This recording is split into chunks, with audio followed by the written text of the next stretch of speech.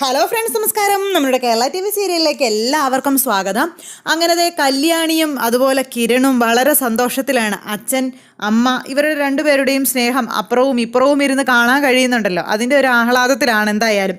ഈ സമയത്ത് നമ്മുടെ CS തൻ്റെ മനസ്സിന് ഇഷ്ടപ്പെട്ട, തൻ്റെ മനസ്സിനിണങ്ങിയ ഒരു സാരിയും കൂടി വാങ്ങിച്ചങ്ങ് കൊണ്ടുപോയി കൊടുത്തു കഴിഞ്ഞപ്പോഴേക്കും പറയാൻ മേലാത്ത സന്തോഷമായി കിരണിനും കല്യാണിക്കും. ഇനി അധികം താമസിക്കാതെ അത് രൂപയുടെ കൈകളിൽ എത്തേണ്ട താമസമേ ഉള്ളൂ.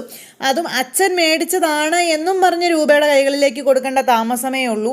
ഇതിനോടെ ഇടയിൽ നമ്മുടെ രൂപ ആ സാരി ഉടുക്കുകയും ചെയ്യും, CS കാണിക്കുകയും ചെയ്യും. അതുപോലെ തന്നെ ഇവർക്കിടയിൽ അങ്ങോട്ടും ഇങ്ങോട്ടും ഒരു കൈമാറ്റ കാര്യങ്ങളും ഒക്കെ ഇങ്ങനെ നടക്കുന്നു നല്ല രസമുള്ള രീതിയിൽ.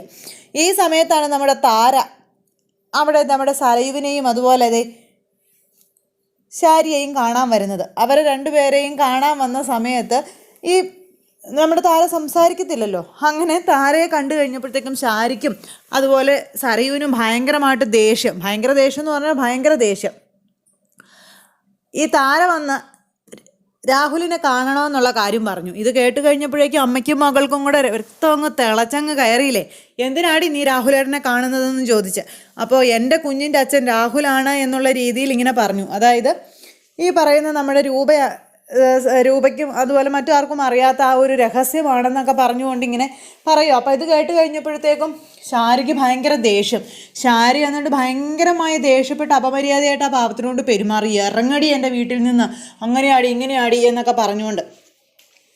ഈ സമയത്താണ് സരയും അങ്ങോട്ടേക്ക് ഇറങ്ങി ചെന്ന് സരയും അതിനോട് ദ്രോഹിക്കുന്ന രീതിയിൽ സംസാരിക്കുന്നു. എന്നിട്ട് എന്ത് ചെയ്തു, പാവം താരയെ പിടിച്ചൊരു തള്ളും കൂടി അങ്ങ് വെച്ച് കൊടുത്തു. അപ്പോൾ അങ്ങനെ തള്ളിക്കഴിഞ്ഞപ്പോഴത്തേക്കും ആകെ സീനായി കാര്യങ്ങൾ. മനു അപ്പോൾ ഇതൊക്കെ കണ്ടുകൊണ്ട് ഇങ്ങനെ മുകളിൽ നിൽക്കുക. പക്ഷെ മനുവിന് ഇറങ്ങി വരാനൊരു പേടി. കാരണം മനുവിനെ പിടിച്ചാലേ പണി പാലും വെള്ളത്തിൽ കിട്ടുമല്ലോ. അത് മനുവിന് അറിയാവുന്നത് കൊണ്ട് മനു ഇങ്ങനെ പേടിച്ച് വിറച്ചിങ്ങനെ നിൽക്കുക, ഇറങ്ങി വരാതെ. ആ സമയത്ത് അമ്മയും മകളും കൂടെ അവിടെ കിടന്ന് തകർത്താടുന്നുണ്ട് കേട്ടോ. പാവത്തിനെ ഒരുപാട് ഉപദ്രവിച്ച്. അങ്ങനെ ഇവറ്റകൾ രണ്ടും കൂടി അവിടെ കിടന്ന് അങ്ങനെ അറുമാദിക്കുന്നു. ഇതെല്ലാം മുകളിൽ നിന്നുകൊണ്ട് നമ്മുടെ മനുച്ചേട്ടൻ കണ്ടുകൊണ്ട് നിൽക്കുന്നു. ഇതൊക്കെ കഴിഞ്ഞപ്പോഴത്തേക്കും മനു പതുക്കെ ഇറങ്ങി വന്നു കഴിഞ്ഞപ്പോൾ നിങ്ങൾ എന്താ ഇവിടെ ഇത്രയും നേരം ചെയ്തുകൊണ്ടിരുന്നതെന്ന് ചോദിച്ചു. മനു ഒന്നും അറിയാത്തതുപോലെ.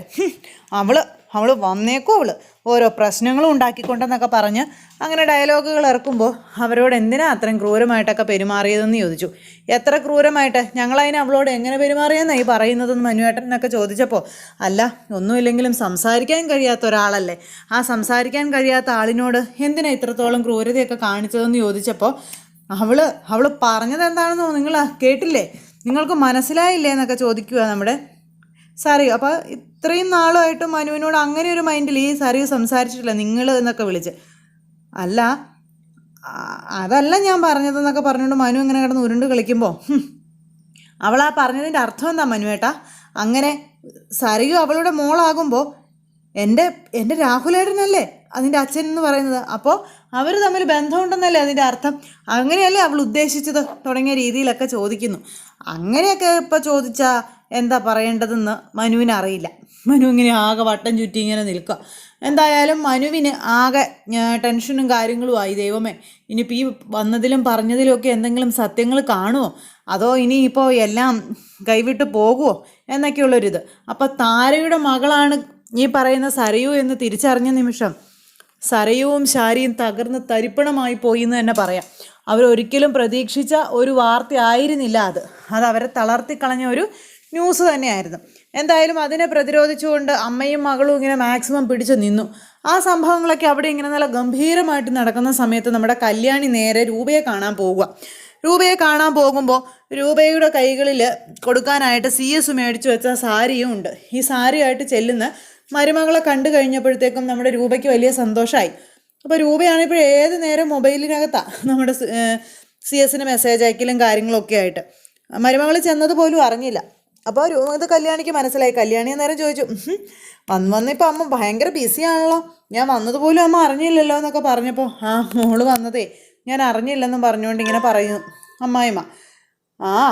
ഇപ്പം ഏത് നേരം നോക്കിയാലും അച്ഛൻ്റെ കാര്യങ്ങൾ അന്വേഷിക്കലാണല്ലോ, പിന്നെ എങ്ങനെയല്ലേ ഞാൻ വരുന്നതൊക്കെ അറിയുന്നതെന്നൊക്കെ ചോദിച്ചപ്പോൾ, അങ്ങനെയൊന്നുമില്ല മോളെ എന്ന് പറഞ്ഞു. അല്ല മോളുടെ കയ്യിലെന്താണെന്ന് ചോദിച്ചപ്പോൾ ഇത് ഞാൻ അമ്മയ്ക്ക് വേണ്ടി കൊണ്ടുവന്ന ഒരു സർപ്രൈസ് ഗിഫ്റ്റാണെന്ന് പറഞ്ഞു. എനിക്ക് വേണ്ടി കൊണ്ടുവന്ന സർപ്രൈസ് ഗിഫ്റ്റോ? അതെന്ത് ഗിഫ്റ്റാ? അത് പിന്നെ അവൻ ഇത് നോക്കിക്കേ എന്നും പറഞ്ഞ് ഇത് കാണിച്ചു കൊടുത്തു. രൂപ ഇങ്ങനെ എടുത്ത് നോക്കിയിട്ട് നന്നായിട്ട് ഇഷ്ടമായി. രൂപ ഇങ്ങനെ അതിങ്ങനെ നോക്കിക്കൊണ്ട് അങ്ങനെ ഇരിക്കുക. അപ്പോൾ എങ്ങനെയുണ്ട് അമ്മയെന്ന് ചോദിച്ചപ്പം കൊള്ളാം, നന്നായിട്ടുണ്ടെന്ന് പറഞ്ഞു. അതെന്താ അത് പറയാനായിട്ട് കുറച്ചൊരു താമസം? താമസമോ? മോൾക്ക് ഇതെന്താ പറ്റിയത്? നന്നായിട്ടുണ്ട്, ഞാനത് നോക്കുകയല്ലായിരുന്നു എന്ന് ചോദിച്ചു. എന്നാലേ ഇത് ഞാൻ മേടിച്ചതല്ല, അമ്മയുടെ പ്രിയപ്പെട്ട ഭർത്താവ് അമ്മയ്ക്ക് വേണ്ടി വാങ്ങിച്ചതാണെന്ന് പറഞ്ഞു. ആര്? സേനൻ ചേട്ടനോ? ആ പിന്നെ ആരാന്നോ അമ്മ ഓർത്തെ? അങ്ങനെ നമ്മുടെ CS വാങ്ങിച്ചു കൊടുത്ത ആ ഒരു സമ്മാനം രൂപയുടെ കൈകളിലേക്ക് കൊടുത്തു കല്യാണി. ഇത് കണ്ടു കഴിഞ്ഞപ്പോൾ ശരിക്കും നമ്മുടെ രൂപയ്ക്ക് ഒത്തിരി സന്തോഷമായിട്ടോ. അപ്പോൾ സേനൻ ചേട്ടൻ അങ്ങനെ ഒരു ഗിഫ്റ്റ് വാങ്ങിച്ചു കൊടുക്കുമെന്നൊന്നും രൂപ ഒരിക്കലും പ്രതീക്ഷിച്ചതല്ല. രൂപ അങ്ങനെ അത് വാങ്ങിച്ചിങ്ങനെ ഭയങ്കര ഇഷ്ടത്തോടു കൂടിയിരിക്കും. എനിക്ക് ഇഷ്ടപ്പെട്ട കളറായിരുന്നു എന്നൊക്കെ പറഞ്ഞുകൊണ്ട് അമ്മയ്ക്ക് ഇഷ്ടപ്പെട്ട കളറാണെന്നും പറഞ്ഞ് തന്നെ അച്ഛൻ ഇത് വാങ്ങിച്ച് തന്നതെന്നുള്ള കാര്യം കല്യാണി അന്നേരം പറയുന്നു. അങ്ങനെ ഇവർ രണ്ടുപേരും കൂടി ഈ കാര്യമൊക്കെ സംസാരിച്ചുകൊണ്ടിരിക്കുന്നു. അപ്പോൾ ഈ സാരി ഉടുത്ത് അമ്മ അച്ഛനെ കാണാൻ പോകണമെന്നും അത് അച്ഛന് ഭയങ്കര ഒരു ആഗ്രഹമാണെന്നൊക്കെയുള്ള കാര്യങ്ങൾ കല്യാണി ഇങ്ങനെ പറഞ്ഞപ്പോൾ അത് ഞാൻ ഉറപ്പായിട്ടും പോയിക്കോളാമെന്ന് പറഞ്ഞു. അപ്പോൾ നാളെ രാവിലെ അച്ഛൻ അമ്പലത്തിൽ വരും, ആ സമയത്ത് വേണം അമ്മ അങ്ങോട്ടേക്ക് എത്താനെന്നൊക്കെ പറഞ്ഞ് നമ്മുടെ കല്യാണി പറഞ്ഞു കൊടുത്തപ്പോൾ എല്ലാം ഓക്കെ വെച്ചു. ഞാൻ പൊയ്ക്കോളാം, അദ്ദേഹത്തെ കണ്ടോളാം, മോളതൊന്നും ഓർത്ത് ടെൻഷൻ ആവണ്ട തുടങ്ങിയ രീതിയിലുള്ള കാര്യങ്ങളൊക്കെ പറഞ്ഞു. അങ്ങനെ നമ്മുടെ രൂപ രണ്ടും കൽപ്പിച്ച് പിറ്റേ ദിവസം ആയിക്കഴിഞ്ഞു. പിന്നെ ആ സാരി നിലത്ത് വെച്ചിട്ടില്ല കേട്ടോ. അങ്ങനെ രൂപ രണ്ടും കൽപ്പിച്ച് പിറ്റേ ദിവസം ആ സാരി ഉടുത്ത് അമ്പലത്തിലേക്ക് പോകാനായിട്ട് തന്നെ തീരുമാനിച്ചു. അങ്ങനെ രാവിലെ ഈ സാരിയൊക്കെ ഉടുത്തിട്ട് പതിവില്ലാത്ത പോലെ മേക്കപ്പും കാര്യങ്ങളൊക്കെ. അപ്പോൾ ഇത് കണ്ടപ്പോൾ യാമിനി ചോദിച്ചു, എന്ത് പറ്റി മേഡത്തിന് ഇന്ന് പതിവില്ലാത്തൊരു ഒരുക്കവും കാര്യങ്ങളൊക്കെ എന്ന് ചോദിച്ചപ്പം, പതിവില്ലാത്ത ഒരുക്കോ? എനിക്ക് പതിവില്ലാത്ത ഒരുക്കമൊന്നുമില്ല, ഞാൻ അങ്ങനെ ഒരുങ്ങിയിട്ടുമില്ല. അതെ എനിക്ക് മനസ്സിലാകുന്നുണ്ടെന്നും പറഞ്ഞുകൊണ്ട് യാമിനി ഇങ്ങനെ കളിയാക്കിക്കൊണ്ട് ഇങ്ങനെ നിൽക്കുക. നമ്മുടെ രൂപ എന്തായാലും സാരിയൊക്കെ ഉടുത്ത് അമ്പലത്തിൽ പോയി വെയിറ്റിംഗ് ആണ്, ഭർത്താവ് വരുന്നത് നോക്കിക്കൊണ്ട്. അദ്ദേഹം ഇതൊന്ന് കാണണമല്ലോ, കണ്ടാലല്ലേ അദ്ദേഹത്തിന് സന്തോഷമാവത്തുള്ളൂ. അപ്പോൾ ഇത് കാണാൻ വേണ്ടിയിട്ട് തന്നെ നമ്മുടെ രൂപ ഇങ്ങനെ വെയിറ്റ് ചെയ്ത് ഇങ്ങനെ കുറേ നേരം നിന്നു. കുറേ നേരമായിട്ടും അദ്ദേഹം വരുന്നില്ല. ഇതെന്താ വരാത്തേന്ന് അവിടെ നിന്നിങ്ങനെ രൂപ ചിന്തിച്ചുകൊണ്ടിരിക്കുക. പെട്ടെന്നാണ് അങ്ങോട്ടേക്ക് CS-ൻ്റെ വണ്ടി വരുന്നത്. CS-ൻ്റെ വണ്ടി വരുന്നത് കണ്ടപ്പോൾ രൂപയ്ക്ക് വലിയ സന്തോഷമായി. രൂപ ഇങ്ങനെ ഒരു ചമ്മലും ഒരു നാണവും ഒക്കെ ആയിട്ട് ഇങ്ങനെ അവിടെ നിൽക്കുന്നു. അദ്ദേഹം കാണട്ടെ എന്നുള്ളൊരിതിൽ വണ്ടിയിൽ നിന്ന് വന്ന് ഇറങ്ങിയ സമയത്ത് ആ ഒരു വലിയ ട്വിസ്റ്റ് തന്നെ അവിടെ സംഭവിക്കുന്നു. കാരണം നമ്മുടെ CS കൊടുത്ത സാരി കൊടുത്ത് രൂപ കൺമുന്നിൽ നിൽക്കുന്നു. അതുപോലെ തിരിച്ചു രൂപ മേടിച്ചു കൊടുത്ത മുണ്ടും ഷർട്ടും ഉടുത്തുകൊണ്ട് CS-ഉം നിൽക്കുന്നു.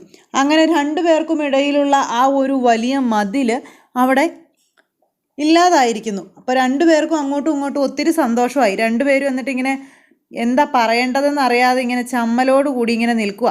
അപ്പോൾ രൂപയാണെങ്കിൽ അന്നേരം CS-നെ കണ്ടിട്ടൊന്നും അല്ലാത്ത പോലെ മാറി അങ്ങ് പോയി.